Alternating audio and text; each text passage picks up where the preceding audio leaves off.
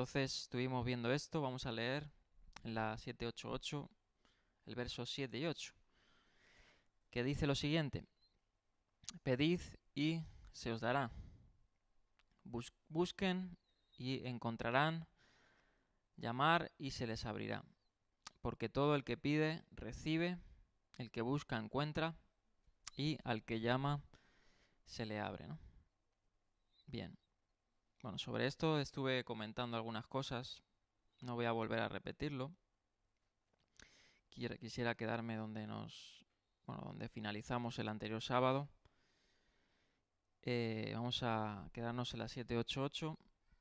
Y dice: Dios puede suministrar, ¿no? Él es dador, cualquier cosa a los justos que buscan sus propósitos, ¿no? Ya vimos la declaración de buscar primeramente, ¿no?, el reino de Dios y su justicia, y todas las cosas os serán añadidas, ¿no? Obviamente dentro de la voluntad de Dios está el dar, ¿no? Dios no es un Dios que sea un tirano, ¿no?, que se reserve pues tesoros también o bienaventuranzas para los justos, ¿no? No siempre es la regla general que disfrutemos, ¿no?, de a lo mejor de grandes beneficios. Puede ser que alguno, ¿no?, sea llamado a sufrir, ¿no? Alguno sea llamado a tener pues dificultades, ¿no? Eso pues pueda chocar con algunas mentes, ¿no? Pero lo encontramos en la Biblia, ¿no? Gente que sufrió, ¿no? Sobre todo los profetas. Los profetas no fueron llamados por Dios para vivir en cortes, ¿no? Fueron llamados por Dios para sufrir, ¿no?, por el reino de los cielos. Cuando los profetas declaraban a viva voz, ¿no?, el arrepentimiento al pueblo, imagínense cuando un pueblo se resiste a Dios, ¿no? Sufrirían, ¿no?, penurias, sufrirían toda clase de males. Pero el Señor sabe, ¿no?, lo que queremos, lo que anhelamos, ¿no?, y Él va a dar conforme a sus riquezas, ¿no? Si es su voluntad momentánea, las dará en el momento. Si es su voluntad para más adelante, la dará en su tiempo, ¿no? Eso no nos corresponde a nosotros saber cuándo ni cómo, pero la promesa está que Él nos dará, ¿no?, riquezas, nos dará bienaventuranzas, ¿no? Y cuando hablo de riquezas no estoy hablando solo de cosas materiales, ¿no?, sino también cosas espirituales, ¿no? Dice, en primer lugar, Jesús promete a sus discípulos un poder extraordinario con Dios, ¿no? Y esto se lo estaba hablando a los suyos, ¿no?, a lo de su círculo íntimo, a los apóstoles, ¿no?, donde los apóstoles iban a reflejar, ¿no?, el ser enviados por el Mesías, ¿no?, a predicar el Evangelio. Y cuando los apóstoles predicaban el Evangelio, ¿no?, dice el Señor que esas señales les seguirían, ¿no? Y lo vemos en los Evangelios como pues ellos fueron enviados, ¿no?, por Dios. Incluso después del Pentecostés, ¿no?, vemos a los apóstoles cómo predican el Evangelio con poder, ¿no? Vemos a un Pedro ahí por allá en Jerusalén, ¿no?, declarando a viva voz al Mesías en el templo, donde tanta oposición había tenido, ¿no?, Yeshua, y donde él pudo ver el poder de Dios manifestándose, ¿no?, a través de su mensaje, ¿no? Dice por ahí que 3000 judíos se convirtieron, ¿no? 3000 judíos, ni siquiera Jesús, ¿no?, en su sermón, por ejemplo, vemos eso, ¿no? Vemos que muchos se convirtieron, ¿no?, o multitudes. Se dice que muchas multitudes, pues, se acercaban, ¿no?, pero no era el propósito en ese momento, ¿no?, que se manifestara, ¿no?, el poder de Dios a gran escala, ¿no? Si se manifestaba en lo íntimo, se manifestaba cuando Él quería manifestarlo, pues Él es Dios soberano, ¿no? Y de hecho, cuando termina el sermón de la montaña, vamos a ver cómo Él va a ir aldea por aldea sanando enfermos, ¿no?, curando toda dolencia, expulsando demonios, ¿no? Pero Él reservaba, ¿no?, esos actos, ¿no?, a ciertos sectores, a ciertos momentos, ¿no? Sin embargo, el Señor había prometido a los apóstoles, ¿no?, el que cuando ellos buscaran, hallarían, ¿no?, cuando ellos pues pidieran, se les daría, ¿no? Esto también indica una condición de intimidad con Dios, ¿no? Como Padre, como vimos en el Padre Nuestro, el Señor quiere darnos, ¿no? Plenitud, plenitud de fuerza, ¿no? Plenitud de confianza, de toda clase de valores, ¿no? Y bueno, y vemos cómo los discípulos están, como expresé, ¿no? El anterior sábado, Jesús le estaba hablando en sentido figurado para que entrenaran, ¿no? Su confianza, se desarrollaran en confiar en Él y expresaran, ¿no? Una fe audaz, ¿no? Una fe que superara ciertos límites muchas veces, ¿no? Y puse el ejemplo de Pedro cuando camina sobre el mar, ¿no? Y otros ejemplos que hay en las Escrituras. Cuando hablamos de personas, ¿no? A la hora de que, bueno, que tienen o ese don o ese favor de Dios, ¿no? Cuando Dios responde sus oraciones, se nos viene a la mente sobre todo la figura de Elías, ¿no? Elías era una persona, ¿no? Como dice el apóstol Jacobo, sujeto como tú y como yo a pasiones, ¿no? Era una persona común y corriente. Sin embargo, Dios tenía un llamado con Elías, ¿no? Y mostraba su favor con su mensaje y con su obra, ¿no? Y el Señor quería, pues, en los discípulos que confiaran así también como Elías también confió. Y aún así Elías también, pues muchas veces tuvo que batallar también con su confianza, ¿no? Vemos, pues, muchos casos en los libros de los reyes, en diferentes secciones donde él, en su ministerio, incluso va a una cueva, ¿no? Y ahí, pues, piensa que él ha quedado solo, ¿no? Y bueno, ahí se desarrolla también su confianza con Dios, ¿no? Bien, vamos a seguir aquí comentando. Obviamente la condición del creyente que va, ahora pues parece ser que Yeshua está tratando también de hablar de la oración como había hablado antes, ¿no? Y ahí se nos habla de esta acción que es pedir, ¿no? El pedir es algo que todo el que cree, ¿no? El que ora, nuevamente le pide a Dios, ¿no? Pide el favor de Dios, ¿no? Así como lo puede hacer una persona necesitada, ¿no? ¿Por qué pedimos a Dios? Porque necesitamos de su gracia, ¿no? Necesitamos de su favor. Y el pedir es lo primero, el primer recurso que un hombre, ¿no? Al orar, pues muchas veces emplea porque sabe que está carente en alguna cuestión, ¿no? Cuando nosotros oramos siempre apelamos al favor divino, ¿no? Pidiendo su amor, pidiendo su protección, pidiendo su poder, ¿no? Entre nosotros. Y aquí se nos habla, lo primero que habla, ¿no? Es pedir, ¿no? Pedir, así como pueda ser, ¿no? Se nos venga a la mente, pues un mendigo, una persona que está necesitada, que pide, ¿no? Así debemos de nosotros de pedir, ¿no? Pedir a Dios viendo nuestra condición, ¿no? Y pues deseando que Él intervenga en nosotros, ¿no? Como dice aquí, quien desea ser rico en Dios, quien procura alcanzar victoria en los recursos de su poder, quien desea ser más que vencedor ha de comenzar por ocupar la posición, así como un mendigo delante del Señor, ¿no? Como que necesita su favor. Con esta misma enseñanza, ¿no? Comenzó Yeshua, el Sermón del Monte, diciendo, como leímos en su día, bienaventurados los pobres en espíritu, ¿no? Aquellos que, de cierta manera, saben que están en bancarrota, ¿no? Que no tienen una suficiencia. Es decir, quien no tienen nada en ellos mismos y esperan recibir todo de Dios. Como dice el apóstol Santiago, todo buen don perfecto, toda buena dádiva procede ¿de quién? Del Padre de las luces, ¿no? Bien. En segundo lugar, ¿no? El creyente busca, como dice, el que me busca me hallará. Este verbo está también en presente, dice aquí, de imperativo, lo que establece un mandamiento que desemboca en una acción continua. Buscar es la acción propia de quien ha perdido algo valioso. Dice, la mujer de la parábola había perdido un dracma de las 10 que tenía y diligentemente encendió una luz y barrió toda la casa hasta encontrarla.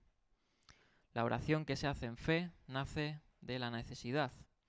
El creyente busca a Dios para el socorro oportuno. Cuando el profeta Daniel consideró que había llegado el tiempo que la profecía marcaba para la restauración del cautiverio, en su profunda necesidad de bendición para el pueblo de Dios, buscó a Dios en oración. Su testimonio es evidente. Dice Daniel 9:3, y volví mi rostro a Dios el Señor, buscándole en oración y ruego, en ayuno, cilicio y ceniza. Esa es la actitud, ¿no?, que Dios demanda del creyente, que le busque en todo tiempo, ¿no? Que no se olvide del Señor, ¿no? Pues sin Él nada somos. Como dice el salmista en el Salmo 27:8, mi corazón ha dicho de ti, buscad mi rostro, tu rostro buscaré, oh Adonai. Buscar el rostro de Dios es procurar su favor, desear sus bendiciones y esperar sus misericordias. Es así quien ora, busca intensamente y espera recibir la provisión de Dios en su gracia, ¿no? Esa es la segunda acción, ¿no?, que aquí comenta Yeshua. Y la tercera es llamad, ¿no? Utiliza este término, llamad a la puerta. La enseñanza sobre la fe que envuelve la oración se desarrolla aquí en un incremento sucesivo, ¿no? Dice aquí, hay quien pide buscando la limosna de la gracia, hay quien pasa buscando también el rostro de Dios sobre él, pero finalmente procura entrar en la intimidad de la casa de la misericordia, insistiendo en llamar a la puerta. Bien, dice, quien llama insistentemente es porque desea ser recibido en el lugar donde está llamando, ¿no? Dice Efesios 2:19, no es ya miembro de la casa y familia de Dios todo aquel que cree. Así, sin duda, ¿no?, es el creyente. El creyente, figurativamente, ¿no?, llama a la puerta para acercarse a Dios, ¿no?, acercarse. Y de hecho, se me viene a la mente, ¿no?, ese pasaje en el Apocalipsis donde dice que el Señor habitará con su pueblo, ¿no?, que hará tabernáculo con su pueblo, ¿no? Porque al fin y al cabo, para eso vivimos, ¿no? Cuando hablamos de que, pues, el cristianismo, ¿no?, o el seguir a Cristo, el seguir a Yeshua, no es una religión, sino es una relación, ¿no? Verdaderamente lo es, ¿no? Al fin y al cabo es el seguir a Él implica también intimidad con Él, ¿no? Intimidad en todo tiempo y eternamente, ¿no? Pues en el Apocalipsis, ¿no?, la revelación de los últimos tiempos es lo que haremos, ¿no? Estaremos con Él eternamente, haciendo morada con Él. Y eso es lo que el Señor, ¿no?, hizo, abrió el camino, ¿no?, cuando Yeshua estableció y comenzó el reino de los cielos, que dice que nos llevó, ¿no?, por el camino, ¿no? Él nos, por decir así, nos pastoreó como el buen pastor, ¿no?, para hallar el qué, buenos pastos, ¿no?, y poder acercarnos a Dios con confianza, ¿no?, con amor, con intimidad. Pues muchos en la antigüedad, ¿no?, tomaron esta parte, la tomaron como meras reglas, ¿no?, meros requisitos, cuando por allá, creo que es el profeta Oseas o no sé si Miqueas, no recuerdo exactamente, que dice que está cansado el Señor de vuestros holocaustos, ¿no?, de vuestras ofrendas, porque dice que yo no las he demandado, ¿no? Realmente Dios sí demandaba eso, ¿no? Lo que no demandaba era buscar eso como un requisito, ¿no?, para ganar su favor. El Señor lo que quería, ¿no?, cuando una persona se acercaba, en este caso, a ofrecer un sacrificio, era que interiorizara, ¿no?, lo que significaba ese sacrificio. Por eso dice el escritor a los hebreos, ¿no?, que ahora nos acerquemos, ahora sí, confiadamente a ese trono, ¿no?, de la gracia, para hallar, dice, gracia para el oportuno socorro, ¿no? Confiadamente, que es la palabra que quiero resaltar, ¿no? Bien, vamos a seguir. Vamos a ya pasar estos versos de buscar y hallar. Quisiera leer estas últimas diapositivas. Dice, las primeras enseñanzas judías, dice Donald Lachner, celebraban la bondad de Dios al responder la oración, pero rara vez prometían respuestas universales a la oración de todo el pueblo de Dios, como parece ser el lenguaje utilizado aquí. Solo un pequeño número de sabios, ¿no?, en la antigüedad, parece ser, eran considerados lo suficientemente piadosos como para tener tal poder con Dios, ¿no? Dice, el judaísmo tenía una tradición relativa, a los hombres de Dios que con osadía o audacia podían pedir y recibir cualquier cosa que pidieran de Dios. Tanto la Biblia hebrea como la tradición evangélica ofrecen ejemplos de una fe audaz, ¿no? Y ahí hay algunos ejemplos del Antiguo Testamento, ¿no?, donde, pues por ejemplo, pues se nos habla de personas que sí tuvieron el favor de Dios en el momento, ¿no? Pero como he dicho, esto no fuera siempre la misma regla para todos. Ahora sí, en el contexto, como he dicho, eran los discípulos, ¿no?, para que ellos confiaran en sus palabras y vieran el fruto del poder, ¿no?, en ese momento. Bien, vamos a pasar al 9 y el 12. Y ahora vamos a ver esta sección. Vamos a leer, dice, ¿quién de ustedes, si su hijo le pide pan, le da una piedra? ¿O si le pide un pescado, le da una serpiente? Pues si ustedes, aun siendo malos, saben dar cosas buenas a sus hijos, cuánto más su Padre, que está en el cielo, dará cosas buenas a los que se lo pidan. Así que en todo traten ustedes a los demás tal y como quieren que ellos los traten a ustedes. De hecho, esto es, dice aquí, la ley y los profetas. Bien. Aquí vuelve a dar, ¿no?, algunos ejemplos, algunas alegorías, ¿no?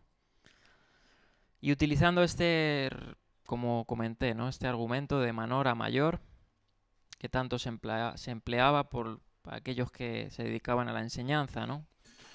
Hacían estas comparativas. Y ahora se nos va a comparar, ¿no?, la posición de un padre humano o padre terrenal con la de un padre celestial, ¿no? Y hace estas preguntas retóricas, ¿no? Si un padre, ¿no?, terrenal le pide a su hijo pan, no le va a dar, como dice, una piedra, ¿no? O no le va a dar una serpiente, ¿no? Obviamente, por norma general, los padres, aun terrenales, van a buscar el bien para sus hijos, ¿no? Y ahora se nos va a comparar, ¿no?, cuánto más el Padre, ¿no?, el Padre de las luces, el Padre celestial, va a dar a sus hijos, ¿no?, lo que pidan. Claro, aquí uno puede objetar, ¿no? Y por eso hay que desgranar estos versos, ¿no?, y ver cuál es el espíritu o el meollo a lo que Yeshua está queriendo decir, ¿no? ¿Qué es lo que venimos diciendo? Que es una confianza, ¿no?, en Dios, una confianza como un niño, ¿no?, como dice a su padre, que le pide, en cierta manera, con osadía y esperando un beneficio, ¿no? Así debemos de ser nosotros, ¿no?, teniendo esa confianza. No quiere decir que Dios siempre a todo lo que pidas, ¿no?, te lo dé. Como he dicho, hay cosas que obviamente Dios no las concede porque en su soberanía pues sabe que no nos van a hacer bien o que no es el momento, ¿no? Pero va más lo que quiere decir estos ejemplos es, pues, obviamente hablarnos de la confianza en Dios como un padre bueno, ¿no?, que quiere lo mejor para sus hijos. Y utiliza estas preguntas, ¿no?, estas preguntas retóricas que describen lo que debería ser una respuesta impensable a la petición de un niño, ¿no? Dice, puesto que es evidente que los padres inconsistentes y defectuosos hacen naturalmente buenos regalos a sus hijos, ¿por qué los discípulos esperarían menos de su Padre Celestial, ¿no? Dice, este dicho no hace una promesa absoluta y universal de que ningún hijo de Dios sufrirá jamás, sino que proyecta una visión esperanzadora que forma nuestra comprensión del carácter de Dios y su manera de estar en el mundo. Bien. Bueno, se utiliza esa figura, ¿no?, de pan y pescado, que era la dieta básica en Galilea. Y de hecho fue lo que encontramos que justamente Jesús multiplica, ¿no?, los panes y los peces. Bien. Y ahora vamos a pasar al meollo de la síntesis, porque aquí lo que está dando son ejemplos y por mucho que queramos comentar, ¿no?, ya el mismo ejemplo se entiende por sí solo. Vamos a pasar a la síntesis, ¿no?, también algunos lo han visto como del Sermón de la Montaña, ¿no?, que es la famosa regla de oro, ¿no?, la 796. Dice: la regla de oro se considera, vamos a recordarla, la regla de oro, que ya la he leído, todo lo que traten ustedes a los demás, lo que traten ustedes a los demás.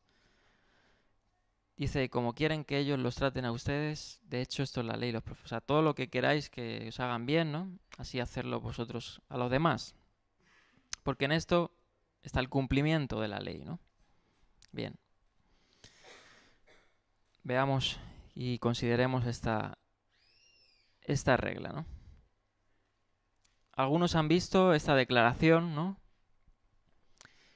una exégesis del primer mandamiento positivo de Levítico 19:18, que obviamente dice: amarás a tu prójimo como a ti mismo.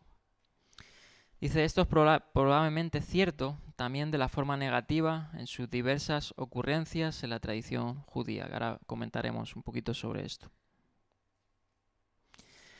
Dice que la regla de oro pronunciada por Jesús procede de Levítico 19:18. Se desprende claramente más adelante en Mateo 22, 35 al 40, donde dice, ¿no?, que unos maestros de la ley, expertos, trataban de capturarle, ¿no?, tenderle una trampa, preguntándole, ¿no?, cuál es el mandamiento más importante de la ley, y ahí pues él responde, ¿no?, amarás al Señor tu Dios con todo tu corazón, ¿no?, y amarás a tu prójimo como a ti mismo. Y vuelve a decir esas palabras: de esto dependen toda la ley y los profetas. Allí, en el único otro resumen de la ley, en la tradición evangélica, ¿no?, en este Mateo 22, él cita el Semá, el famoso Semá, ¿no?, Deuteronomio 6:5, y Levítico 19:18, que es el de amar a tu prójimo como a ti mismo. Y eso equivale, ¿no?, a hacer a los demás lo que te gustaría que te hicieran a ti. Por lo que esto último también puede describirse como la esencia de la ley y los profetas, ¿no? Luego más tarde Pablo va a estar también apelando al cumplimiento en el amor, ¿no? En Romanos 13, del 8 al 10, dice así: no tengan deudas pendientes con nadie, dice, a no ser la de amarse los unos a los otros. Dice: de hecho, quien ama al prójimo ha cumplido la ley, ¿no? Ahí lo vuelve a repetir. Y luego en el verso 10 va a decir: el amor no perjudica al prójimo, así que el amor es el cumplimiento de la ley, ¿no? En Gálatas 5:14 dice: toda la ley se resume en un solo mandamiento: ama a tu prójimo como a ti mismo, ¿no? También se desprende de Levítico 19:18. La esencia, dice, de la ley y los profetas es que uno debe tratar a los demás como le gustaría ser tratado por ellos, ¿no? ¿Quién no quiere que le traten bien a ellos, ¿no? ¿Quién no quiere que las personas les traten como ellos les gustaría ser tratados, ¿no? Se nos habla del cumplimiento en esto, ¿no? Y aquí muchos han visto esta forma y la han titulado, como he dicho, como la regla de oro, ¿no? Y parece ser que esta regla de oro no es que fuera algo propiamente, ¿no?, explícito de Jesús, ¿no? De hecho, hay muchos textos, ¿no?, que van a sintetizar esta regla, ¿no?, incluso anteriores a Jesús. Por ejemplo, encontramos, y se data o se dice que el sabio Gilel, ¿no?, alrededor de 20 años antes, después de Cristo, se relata en la Misná, ¿no?, de que un gentil se acerca a Hillel, ¿no? Y le pregunta que resumiera la ley, ¿no?, en pocas palabras. Y esto lo hiciera sosteniéndose sobre una pierna, ¿no? Es decir, que lo hiciera rápido, ¿no? Porque obviamente quería probar, ¿no?, en cierta manera, cuál era la esencia de la ley, ¿no? Y él declaró, Hillel, ¿no?, está recogido en la Misná, en estas palabras, dice: lo que es odioso para ti, y esto lo está haciendo en forma negativa, Jesús lo está haciendo en forma positiva, ¿no? Pero Hillel lo dice en forma negativa. Lo que es odioso para ti, no se lo hagas a nadie, ¿no? Esta es todo el cumplimiento, ¿no? Lo demás son comentarios. Ve, y le dice, y apréndela, ¿no?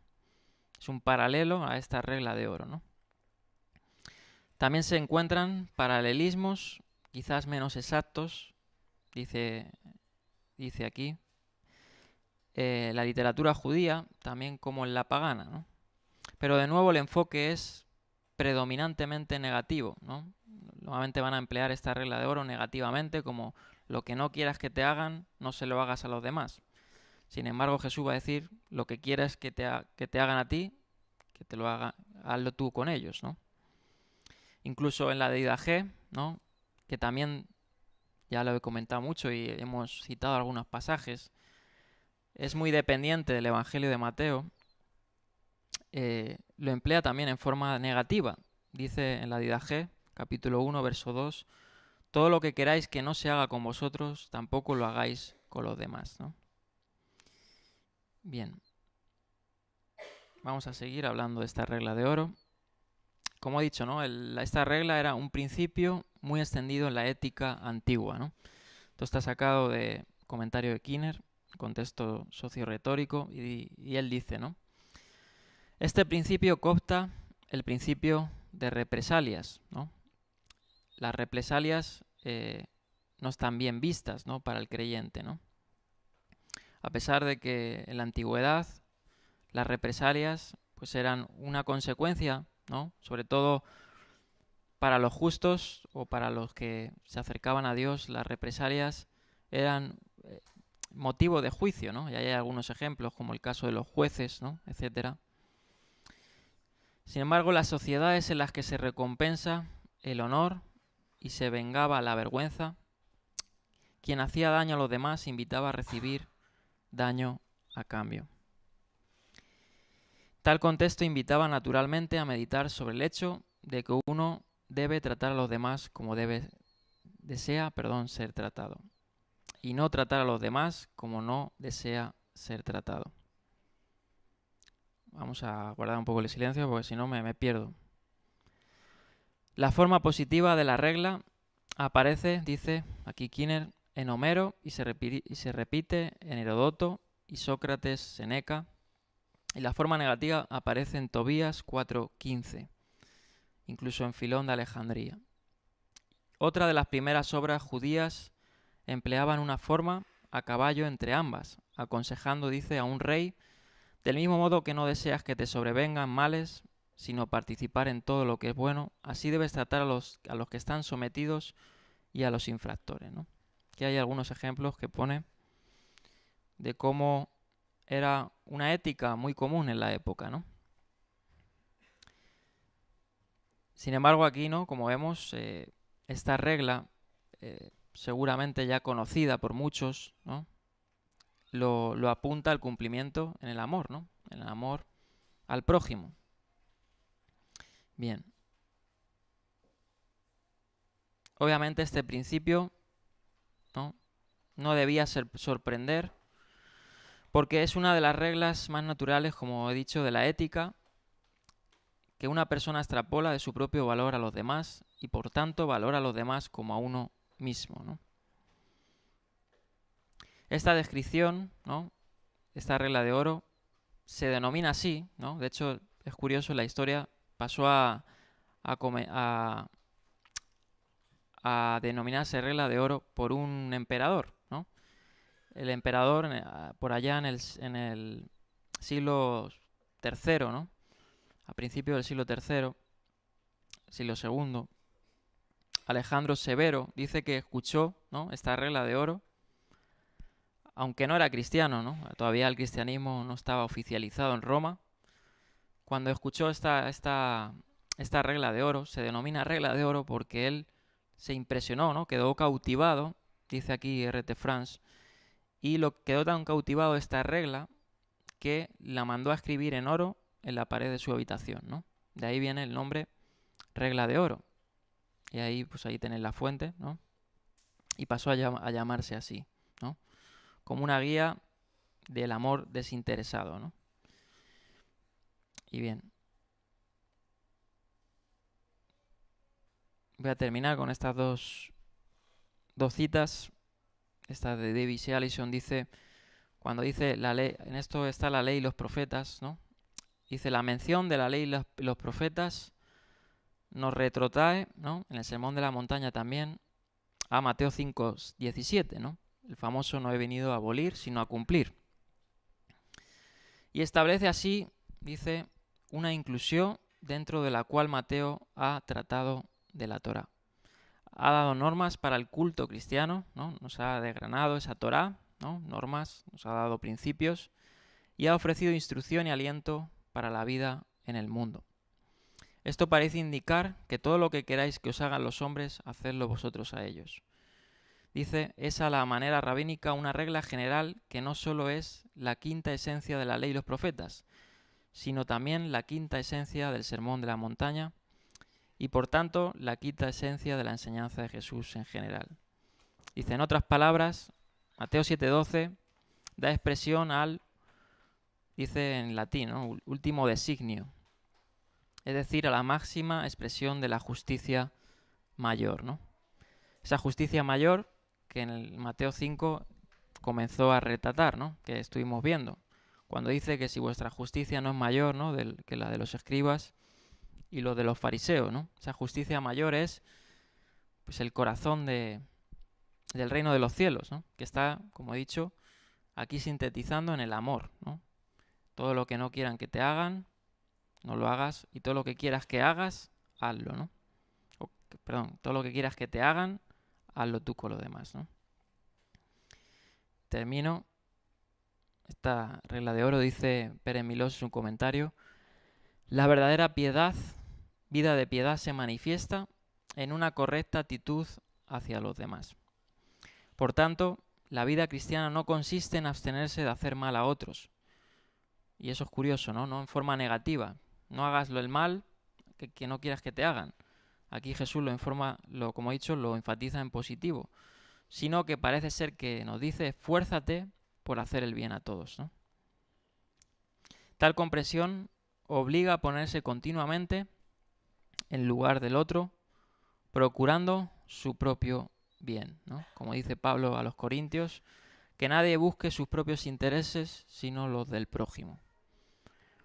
Quien desea ser amado debe amar primero, siguiendo el ejemplo de Jesús, ¿no? Él fue el vivo ejemplo de amar primeramente, ¿no? A los suyos.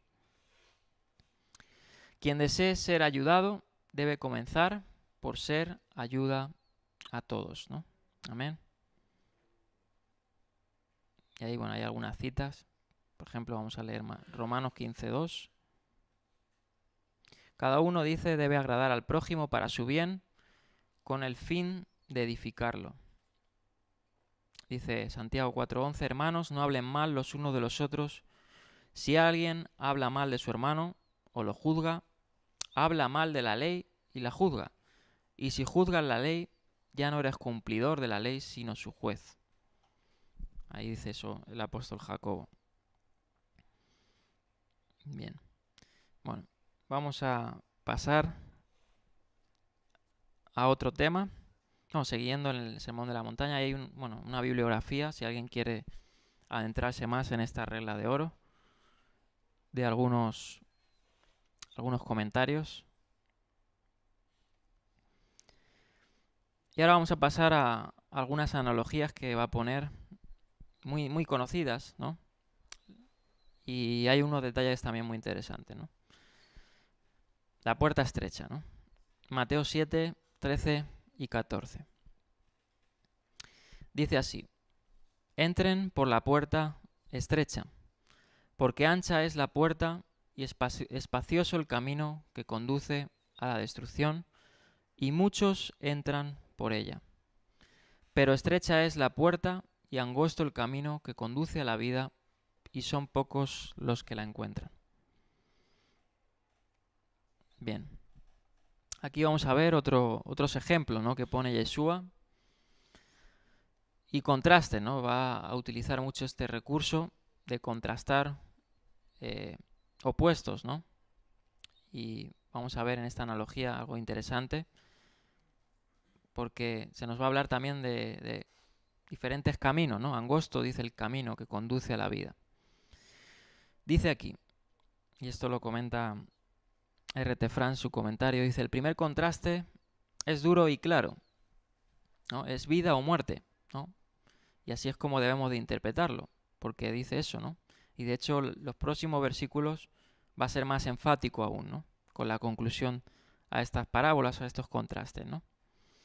Dice: no se trata de intentos más o menos acertados de seguir el estilo de vida del reino de los cielos, sino simplemente de estar dentro o fuera, ¿no?, de ser salvo o estar perdido. Las dos rutas llevan en direcciones totalmente opuestas. Sus destinos están totalmente separados.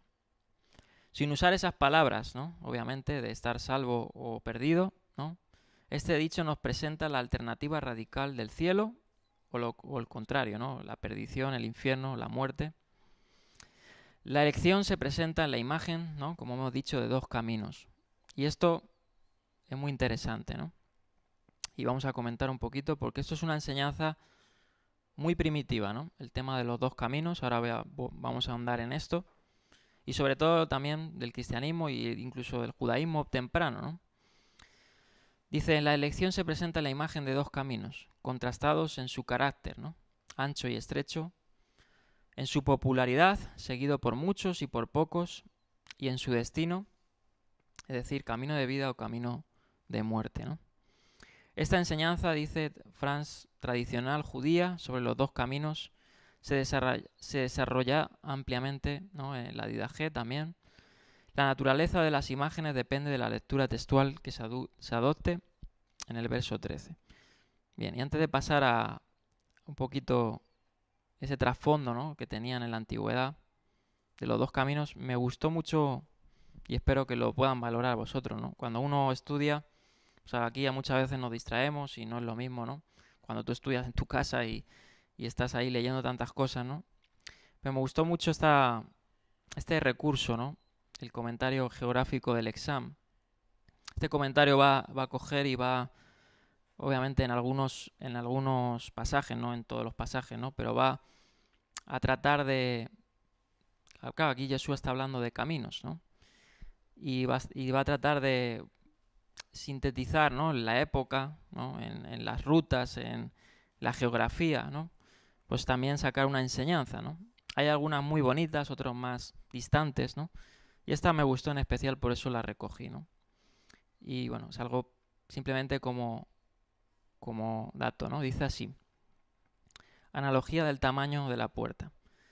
No sé, no creo que se llegue a ver porque es un texto un poco amplio. Pero dice así: en contraste, ¿no?, esto es geográficamente, y bueno, ahora vamos a ver un mapa. En contraste con Samaria y Judea, Galilea estaba abierto de par en par al ancestral tráfico internacional en gran escala, ¿no? Ya dije en su día, que estuvimos hablando de esto, que Galilea, ¿cómo era denominada? Galilea de los gentiles, ¿no? Obviamente porque Galilea estaba muy bien conectada, ¿no? Muy bien conectada con, pues, diferentes tráficos, ¿no? Tráfico de todo tipo, ¿no?, de mercado, etcétera, ¿no?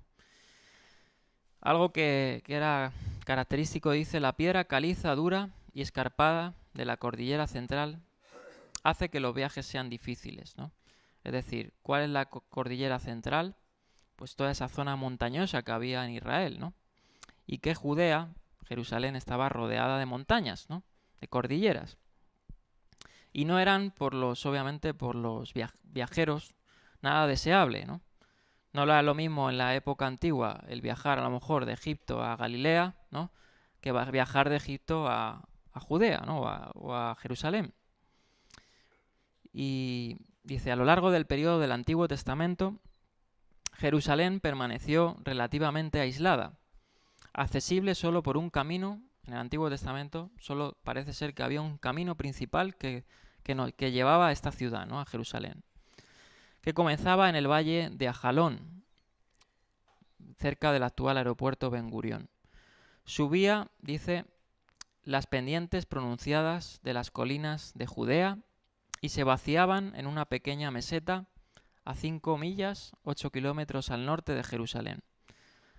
Sin embargo, durante la era del Nuevo Testamento, Jerusalén permaneció también aislada y principalmente importante a nivel religioso. Dice, el centro de la gravedad política no la tenía Jerusalén, ¿no?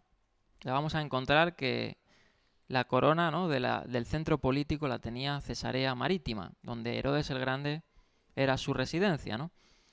Sí que era, pues, obviamente notoria a nivel religioso, pero no a nivel político, ¿no? No sé si vais viendo dónde van los tiros, ¿no? Vamos ahora a tratar de desgranarlo. Dice, en virtud de su geografía más dinámica, Galilea posee valles amplios y abiertos y pocos obstáculos para el tráfico. Porciones de la principal ruta del comercio conectando Mesopotamia con Egipto por esa famosa vía Maris, ¿no? Que iba por toda la costa. Corrían a lo largo de la costa noroccidental del mar de Galilea, encabezándose oeste y sudeste bajo las montañas y acantilados de Arbel, hacia el monte Tabor, el valle de Jezreel y a través de la cadena del Carmelo vía el paso de Megiddo.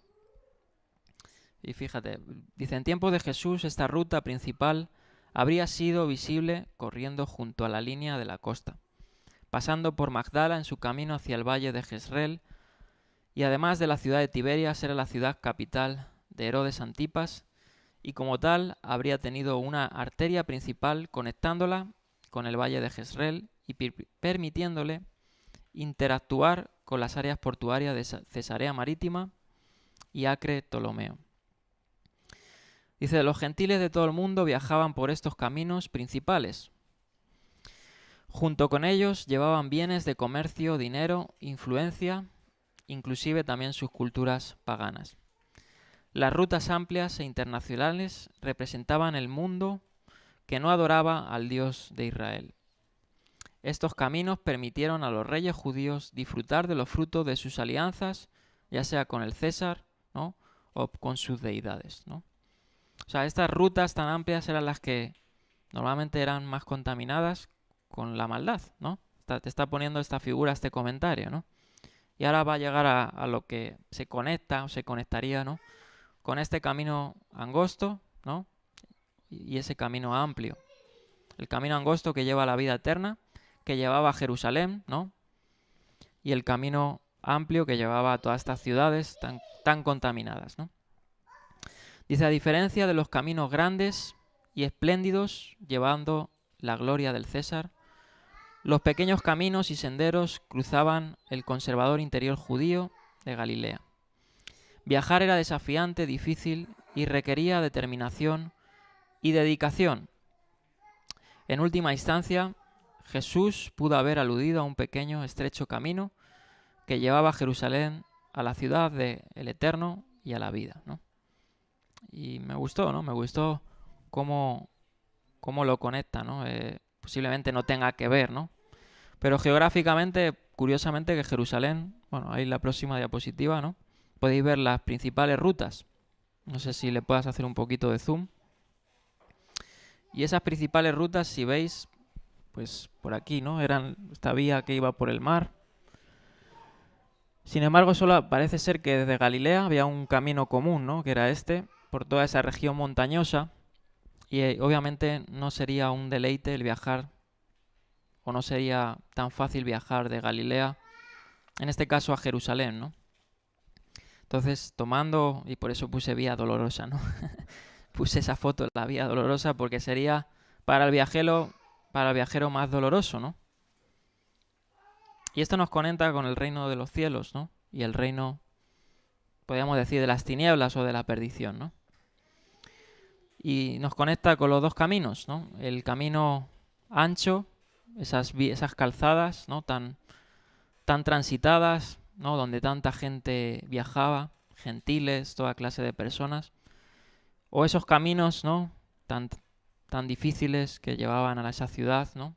A la ciudad de Jerusalén, tan reconocida, ¿no? Y tan figurativa del reino celestial, ¿no? La Jerusalén tomó esa figura, ¿no? Jerusalén era excelsa porque Dios estableció, ¿no? Su presencia en ese lugar, ¿no? Y lo establecerá, ¿no? en su regreso. Porque dice, ¿no? Dice que de Sion saldrá la Torá, ¿no? Saldrá la ley. Sion era ese antitipo, ¿no? A esas ciudades que estaban en sombra y muerte, ¿no? Y bueno, me gustó, ¿no? Esa analogía que pone ese comentario tan hermosa. Y bien, vamos a ver un poquito el trasfondo, ¿no? Que había en esos ejemplos de los dos caminos, porque era una enseñanza también común en la época, ¿no? Lo encontramos en la literatura interestamentaria, ¿no? Y de hecho lo encontramos en los mismos salmos, ¿no? Dice aquí, ¿no? Los dos caminos. El tema de los dos caminos es un elemento fijo de la teología moral judía. Por ejemplo, dice el testamento de Aser: dos caminos ha dado Dios a los hijos de los hombres, ¿no? Y dos inclinaciones, y dos clases de acción, dos modos de acción, dos cuestiones. Por eso todas las cosas son por dos caminos, ¿no? Y sigue ahí desarrollando. Camino de bien, de mal, etc. En el libro de Enoch también está recogido ahí, ¿no? Estos dos caminos, como veis ahí en pantalla, en el Talmud, ¿no? Y en muchos y más textos primitivos, ¿no? Incluso en los textos primitivos del cristianismo, ¿no? Ahí hay algunos, y ahora citaré algunos de ellos.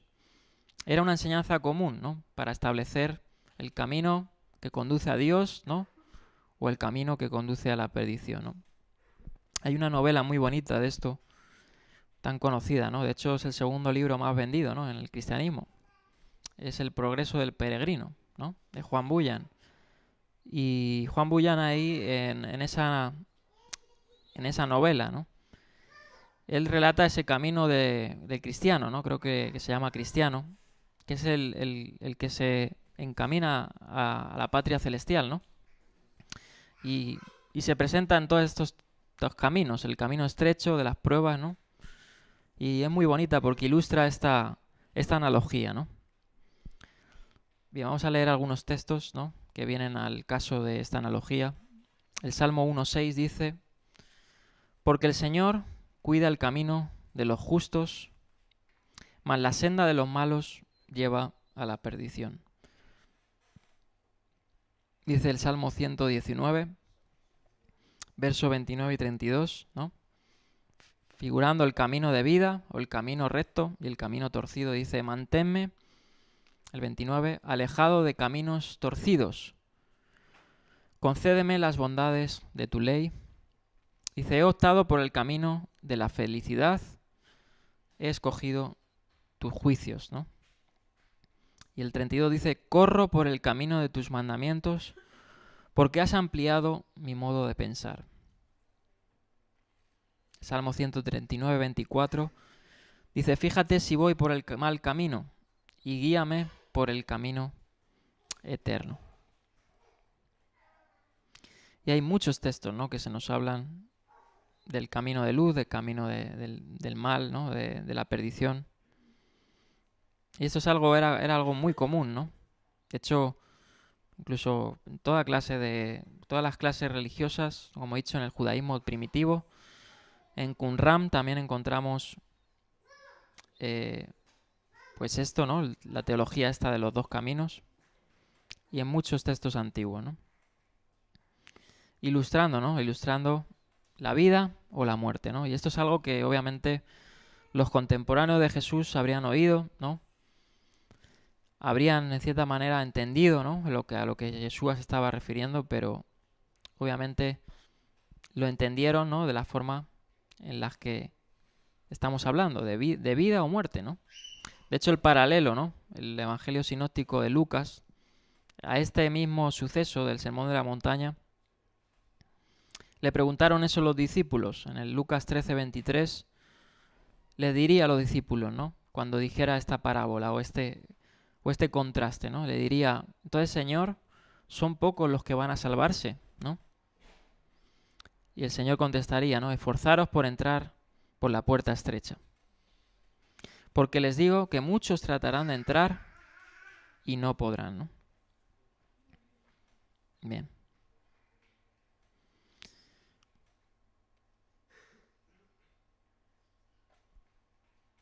Vamos a la 8:10. Dice, la puerta estrecha y el camino difícil son metáforas del arrepentimiento y la ética del reino.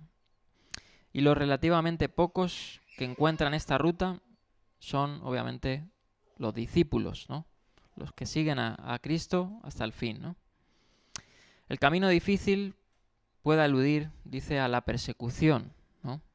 Y de hecho, pues como he dicho, a la comunidad de Mateo posiblemente le vendría a la memoria sus penurias, porque estaban siendo perseguidos, ¿no? Y muchos encontrarían en esta analogía pues el cumplimiento de que estaban en el camino correcto, ¿no? Estaban siendo perseguidos. El encontrar la puerta de la vida retrata el discipulado como una búsqueda activa del reino, lo contrario de la complacencia pasiva que toma el camino fácil. La vida es la experiencia de la comunión escatológica con Dios en el futuro, ¿no? Y ahí todos esos son textos que hablan de eso, ¿no?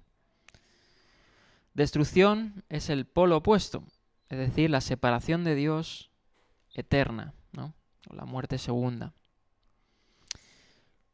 Bien. Y ahora vamos a pasar al verso 15, que dice lo siguiente.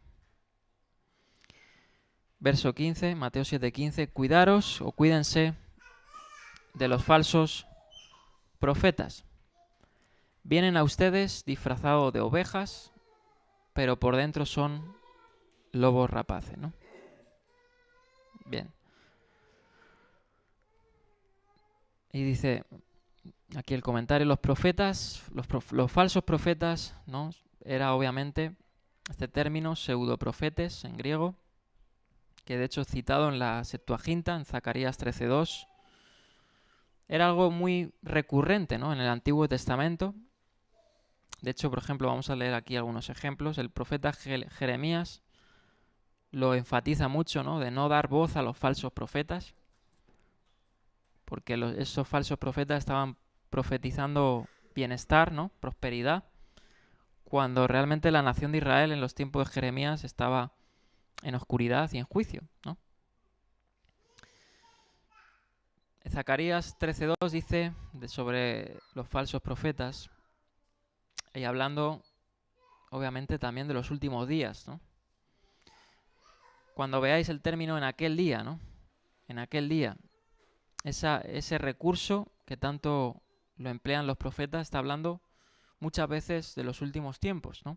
Y de hecho aquí Jesús, en los próximos versos, cuando dice Señor, Señor, ¿no? Muchos me dirán, dice en aquel día, ¿no? Está hablando del reino escatológico o de ese juicio. Y Zacarías 13:2 dice, en aquel día arrancaré del país los nombres de los ídolos y nunca más serán invocados, afirma el Señor Todopoderoso. También eliminaré, dice, del país a los profetas, ¿no? Y la impureza que los inspira. En la Septuaginta ese verso habla de falsos profetas, ¿no? Que viene siendo prácticamente igual, ¿no? Se entiende igual del texto masorético. Sin embargo, utiliza el mismo término en griego que en este texto de Mateo, ¿no? Pseudoprofetas. El profeta Jeremías, advirtiendo a la nación, ¿no? Como he dicho, él declaraba, Jeremías 6, 13 al 14, desde el más pequeño hasta el más grande, todos codician ganancias injustas. Desde el profeta, ¿no? Ahí pone, hasta el sacerdote, todos practican el engaño. curan por encima la herida de mi pueblo y les desean paz, paz, cuando dice en realidad no hay paz, ¿no? Está hablando de la naturaleza de estos falsos profetas, ¿no?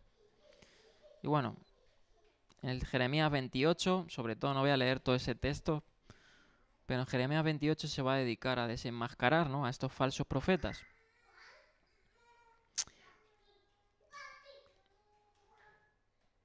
Bien. Y sigue diciendo, la esencia, ¿no? Bueno, quisiera leer ahí, dice, porque dice Jeremías que se enfrentó, ¿no?, con frecuencia a los profetas más populares que proclamaban paz cuando no había paz, ¿no? Y hay una historia muy clásica, ¿no?, en Primero de Reyes 22, que tampoco lo vamos a leer, que habla de la historia de Micaía, hijo de Imlá, ¿no?, y los 400 profetas de la corte, ¿no?, donde ahí se relata estos falsos profetas, ¿no?, que, bueno, que creo que era Salomón, ¿no?, o no sé si era uno de los reyes de Judá, no sé si exactamente era Josafat, no recuerdo exactamente, ¿no?, que estaba dando voz a estos profetas, ¿no?, de maldad. Y dice aquí, la esencia de los falsos profetas es que pretenden tener y proclamar la verdad, mientras que sus vidas evidencian que ellos mismos no siguen esa verdad, ¿no? Y esa es la esencia de un falso profeta. Cree tener la verdad y y muchas veces habla con apariencia de verdad, ¿no?, pero ellos mismos no son el ejemplo a seguir de esa verdad que proclaman, ¿no? Por eso los va a denominar, ¿no?, que vienen disfrazados, ¿no?, aquí como ovejas, ¿no?, es decir, como uno más del rebaño, pero por dentro son meros lobos, ¿no?, son meros falsos, son personas falsas, ¿no? Y utiliza ese término, ¿no?, prosete, que es cuídense, ¿no?, ese verbo enfático, porque yo creo que el creyente, ¿no?, si algo debe cuidarse de sí mismo primeramente, ¿no?, y cuidarse también de el camino, ¿no? Por eso está hablando del camino, ¿no?, del camino angosto, el camino amplio. Y hay muchos falsos profetas que te van a profetizar o te van a declarar que ese es el camino de Dios, ¿no?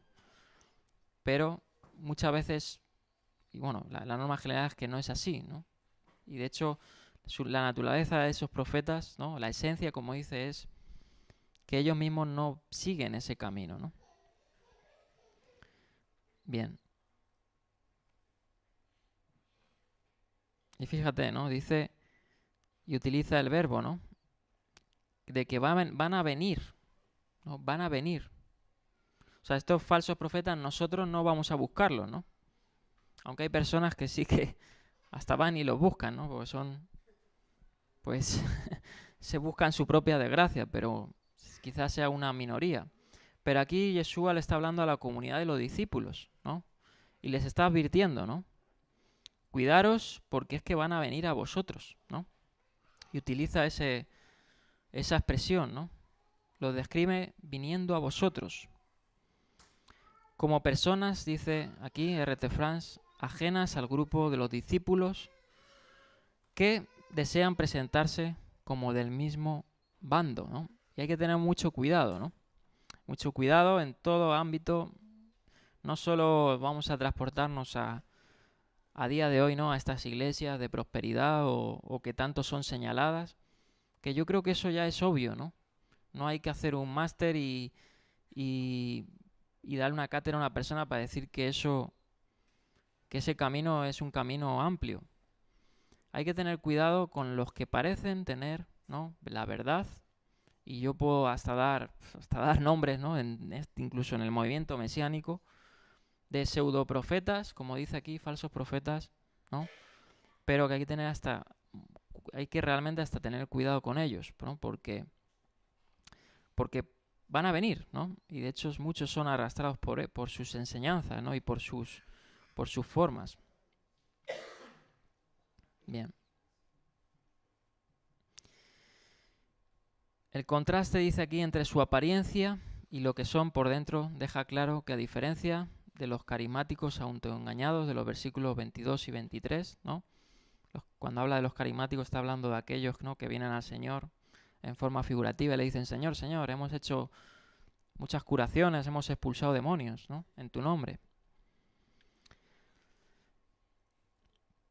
Dice, a diferencia, ¿no?, de estos carismáticos que están actuando conscientemente, las imágenes de lobos vestidos de ovejas no solo indican que sus intenciones son destructivas, ¿no? O sea, estas personas tratan de engañar, ¿no? Y su fin no es, por decir así, o su voluntad no es que están actuando puramente, ¿no? Porque una persona, y esto puede pasar, ¿no?, en creer que está en la verdad, ¿no?, puede realmente estar equivocado.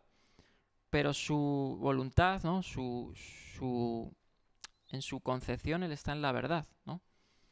Para estos, ¿no?, obviamente hay otro tipo de juicio, ¿no?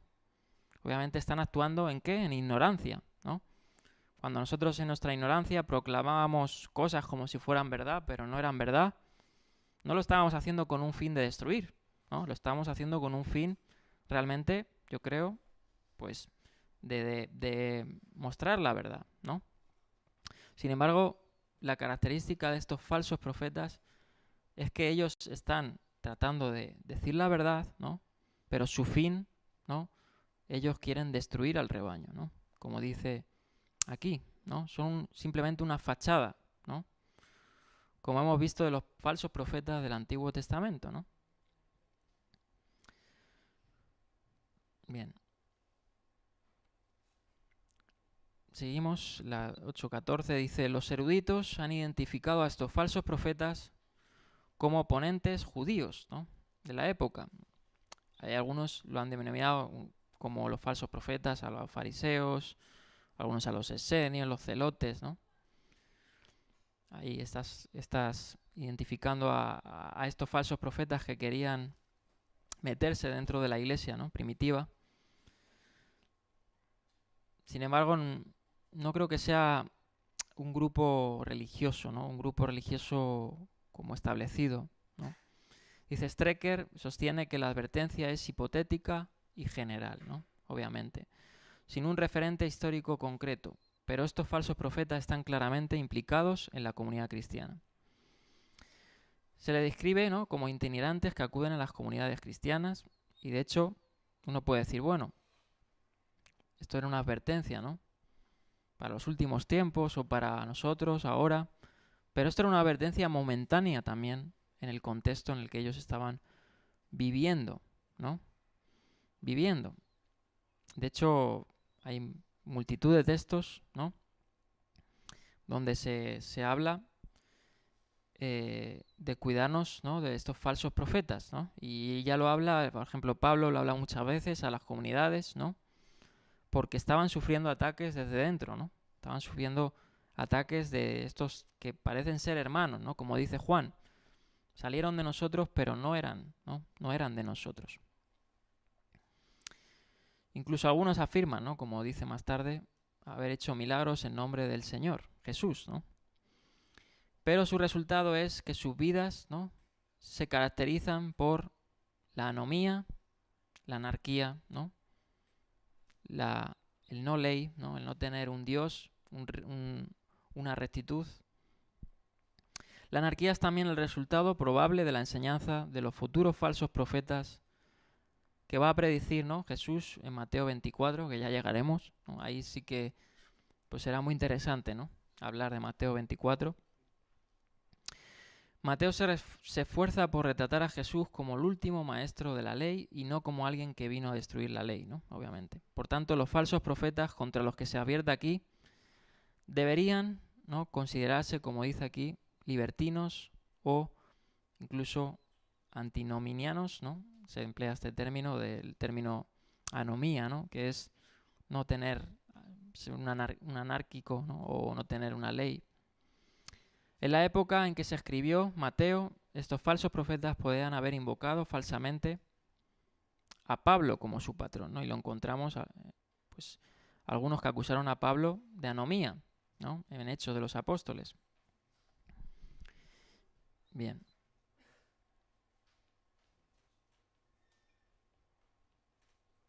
Y fíjate,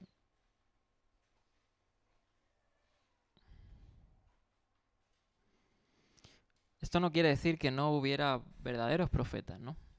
Eso también hay que comentarlo.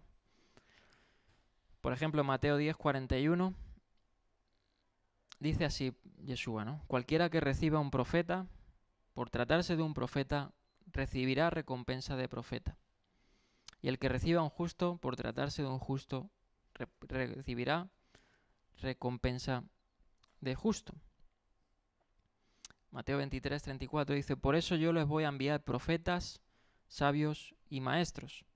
Algunos de ellos ustedes los matarán, crucificarán, a otros los azotarán en sus sinagogas y los perseguirán de pueblo en pueblo. Obviamente los profetas Dios los iba a enviar, ¿no? A su pueblo. Ahora, se nos rige, ¿no? También, obviamente, a juzgarlos, ¿no? Juzgar su mensaje, incluso su vida, ¿no? De hecho, hay como una forma preliminar, ¿no? Que tampoco la voy a desarrollar aquí, de cómo los primeros cristianos juzgaban a estos profetas, ¿no? Eso está sobre todo recogido en la Didaché, ¿no? Y hay algunos patrones en las cartas de Juan.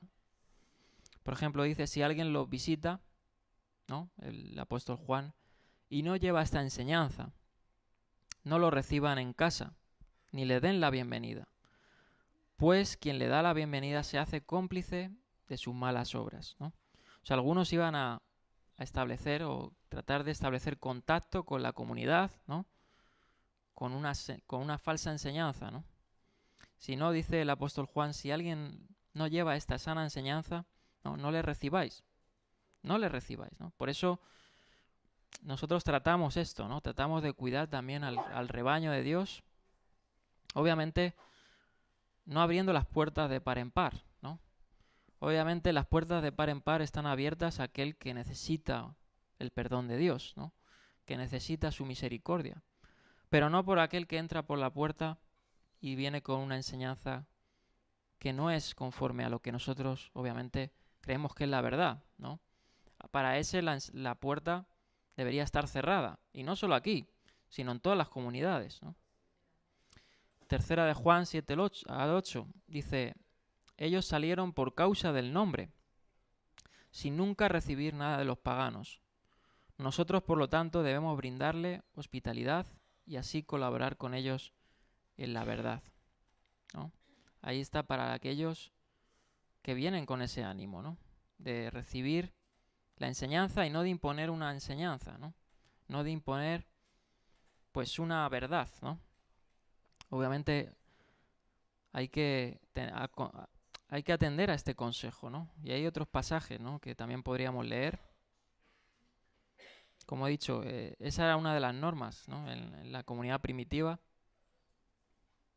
Y lo encontramos en las cartas de Juan, ¿no? Sobre cómo conducir, ¿no? Con estos falsos profetas. Bueno, voy a terminar ya con terminando con los falsos profetas. Vamos a terminar.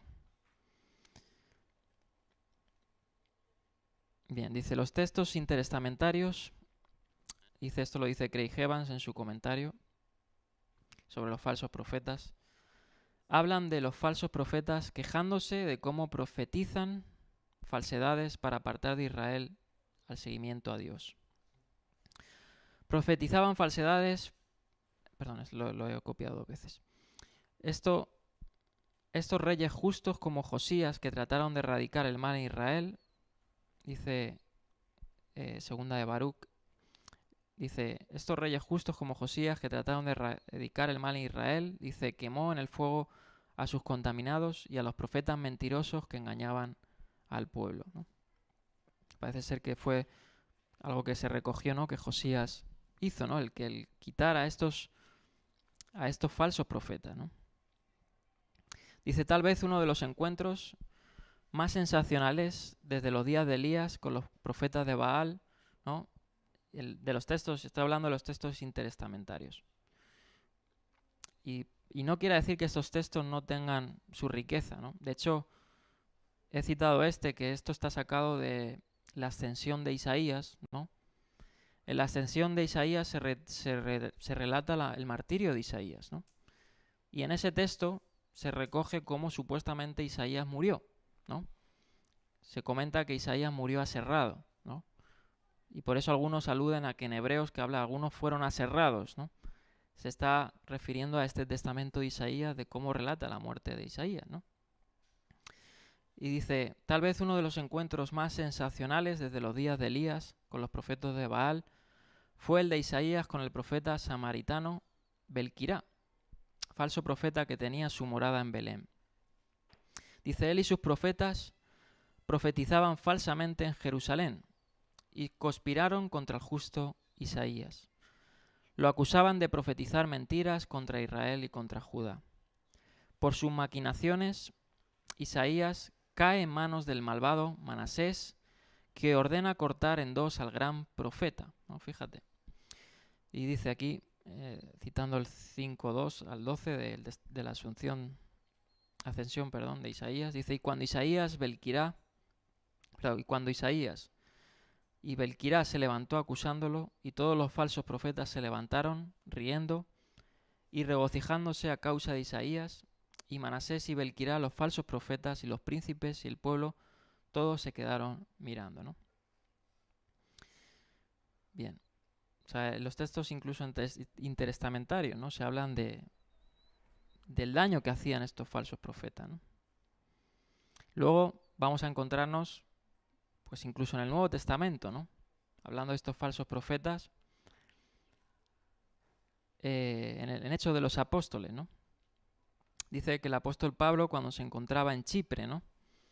Dice Hechos 13:6, recorrieron toda la isla hasta Pafos y allí se encontraron con un hechicero, dice, un pseudoprofeta, ¿no? Un falso profeta judío llamado Barjesús, ¿no? El famoso Barjesús, ¿no? Y Barjesús, pues encontramos denominado como un falso profeta, ¿no? El mismo apóstol Pablo tuvo que lidiar, ¿no? Con profeta del mal, ¿no? Dice, el autor de Segunda de Pedro advierte a los creyentes y dice en Segunda de Pedro 2:1, en el pueblo judío hubo falsos profetas y también entre ustedes habrá falsos maestros que encubiertamente introducirán herejías destructivas. Al extremo, ¿no? Por eso uno de los indicios de estos falsos profetas obviamente tiene que ser, como dice Juan, conforme al mensaje que os hemos predicado, ¿no? Y dice Pedro, al extremo de negar al mismo Señor que los rescató. Estos les traerá pronta destrucción, ¿no? O sea, parece ser que algunos en la época, ¿no? Falsos maestros introducían herejías, ¿no? Que negaban que Yeshua había venido, algunos incluso negaban eso, ¿no? Que Yeshua había venido en carne, ¿no? Por ejemplo, Juan recoge eso. Aquí Pedro está diciendo que el Señor los ha rescatado, ¿no? O sea, que la obra de Yeshua era incompleta, ¿no? O no tenía eficacia. Los escritos joánicos de Juan no dicen, amados, no creáis a todo espíritu, sino probad, ¿no? Los espíritus, para ver si proceden de Dios, porque muchos falsos profetas han salido en el mundo, ¿no? El falso profeta es como, por decir así, el peón, ¿no? De Satanás, ¿no? O lo denomino así yo, ¿no? Por eso en Apocalipsis dice, ¿no? En el juicio, dice que uno de los que se llevan el lago de fuego, ¿cuál es? El falso profeta, ¿no? Porque, en cierta manera, es una artimaña de Satanás, ¿no? Que utiliza a los hijos de la perdición para hacer perder, ¿no? al rebaño, ¿no? Y ojo, que en Apocalipsis habla que incluso los escogidos van a ser dejados llevar por el falso profeta, ¿no? Por el profeta que no lleva ese mensaje.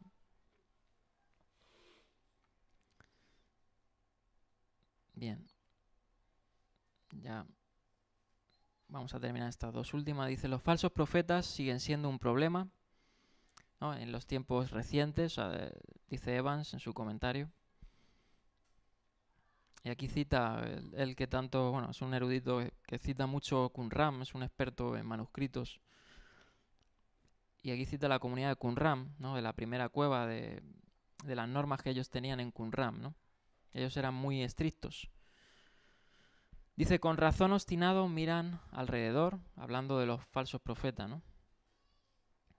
Y te buscan en los ídolos. Han puesto el tropiezo de su iniquidad delante de sí mismos y vienen a buscarte con palabras de profetas mentirosos y corrompidos por el error. Con labios burlones y lengua extraña, hablan a tu pueblo para burlarse con engaño de todas sus obras, porque no eligieron el camino de tu corazón ni atendieron a tu palabra. Bueno, el testamento de Judá, ahí cita muchos otros, ¿no? Incluso el mismo Josefo, ¿no? Históricamente en la Guerra de los Judíos habla de muchos falsos profetas, ¿no?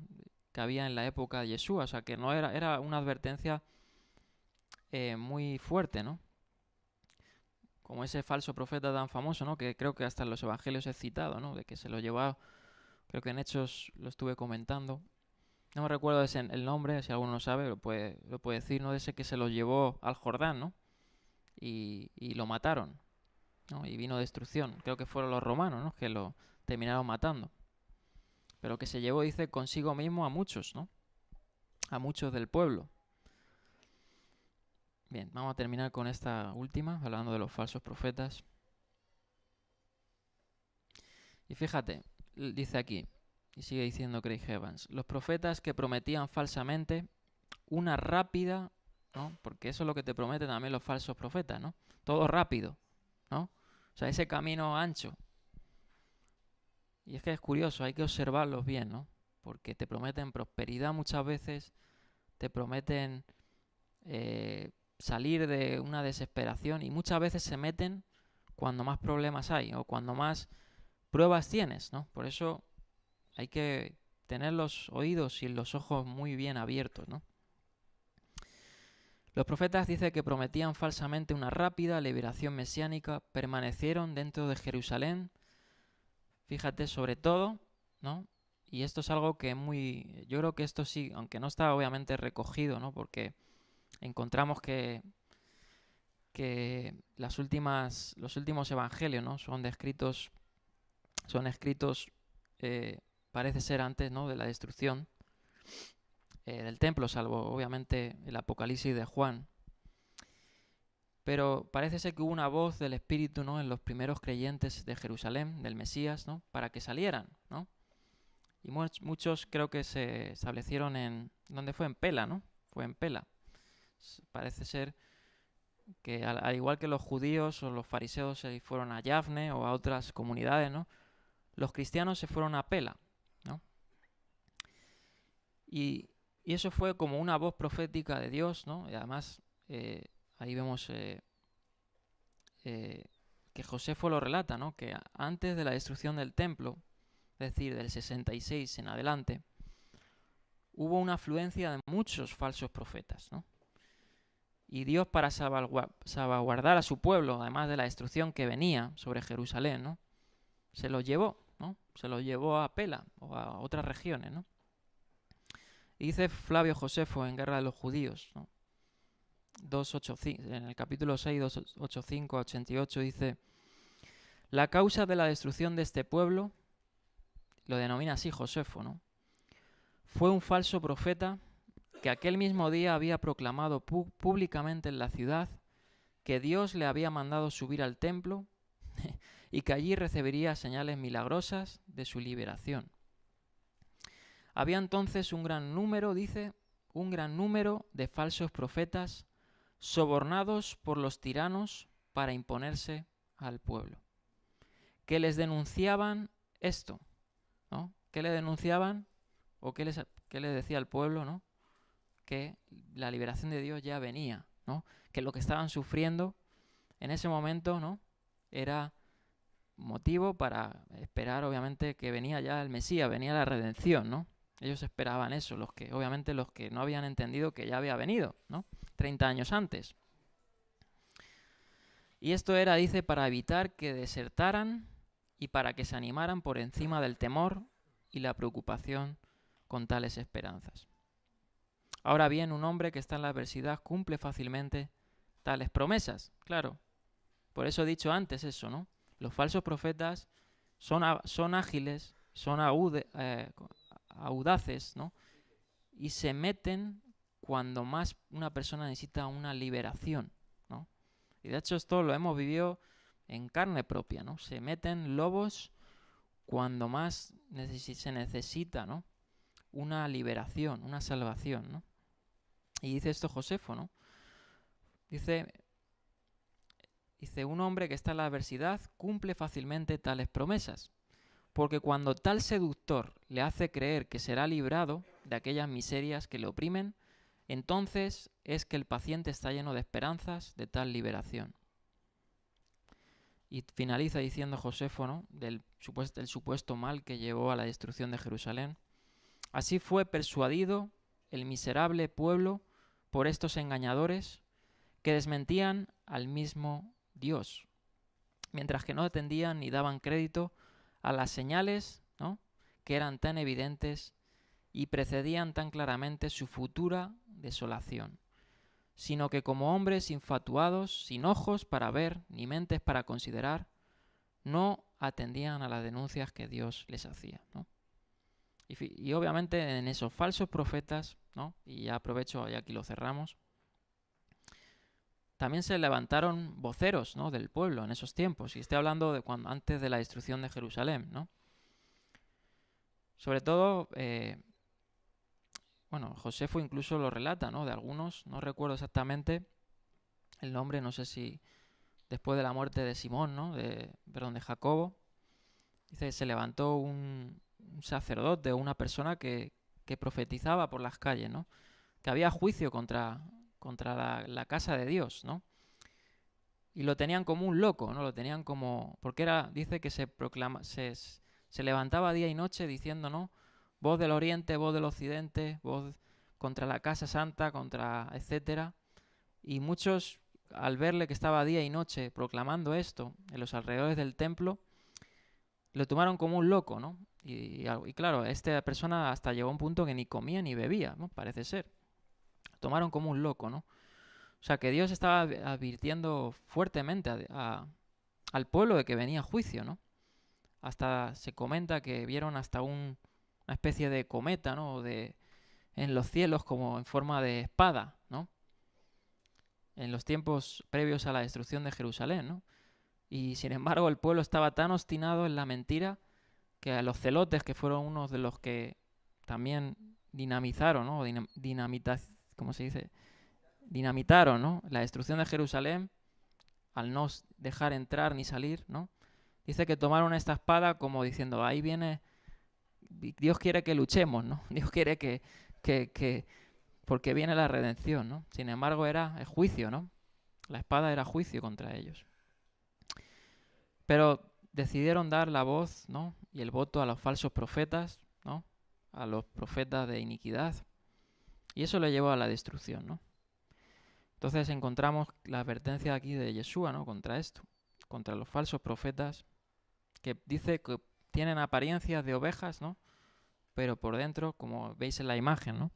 Tan famosa, son lobos rapaces, ¿no? Y bueno, el próximo sábado veremos cómo se identifica a estos falsos profetas, que ya hemos hablado un poquito, ¿no? Pero va a hablar, ¿no? Que se identifica obviamente por los frutos, ¿no? Por los frutos se conoce verdaderamente la naturaleza de aquel que habla el mensaje de Dios, ¿no? Si el fruto es bueno, va a ser la persona buena. Si el fruto es malo, va a ser malo, ¿no? Bueno, lo vamos a dejar aquí.